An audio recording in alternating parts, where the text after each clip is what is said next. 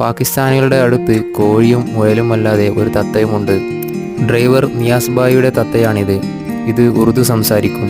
അങ്ങനെ കുറച്ച് സമയം തത്തയുടെ കൂടെ ചെലവഴിച്ചു. അപ്പോതിനും ളുഹർ നിസ്കാരത്തിനുള്ള സമയമായി. ഞാൻ വേഗം പള്ളിയിലേക്ക് നടന്നു. ജമാഅത്ത് തുടങ്ങാനായിട്ടുണ്ട്. വെയിലിൻ്റെ ചൂടുകൊണ്ട് പൈപ്പിൽ നിന്നും വരുന്ന വെള്ളം നല്ല ചൂടാണ്.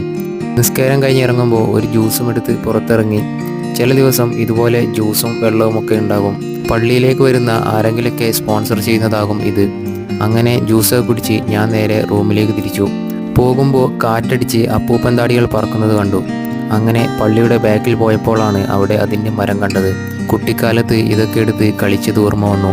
റൂമിലേക്ക് തിരിച്ചു പോകുമ്പോൾ മറ്റൊരു വഴിയിലൂടെയാണ് റൂമിലേക്ക് പോയത്. ഇത് ബംഗാളികളുടെ അക്കോമഡേഷൻ ഏരിയയാണ്. പക്ഷികൾക്ക് വെള്ളം കുടിക്കാനായി അവർ ചെറിയൊരു ടേബിൾ സെറ്റ് ചെയ്തു വെച്ചിട്ടുണ്ട്. ഇവിടെയുള്ള മരച്ചില്ലകളിൽ ഒരുപാട് കിളിക്കൂടുകളുണ്ട്.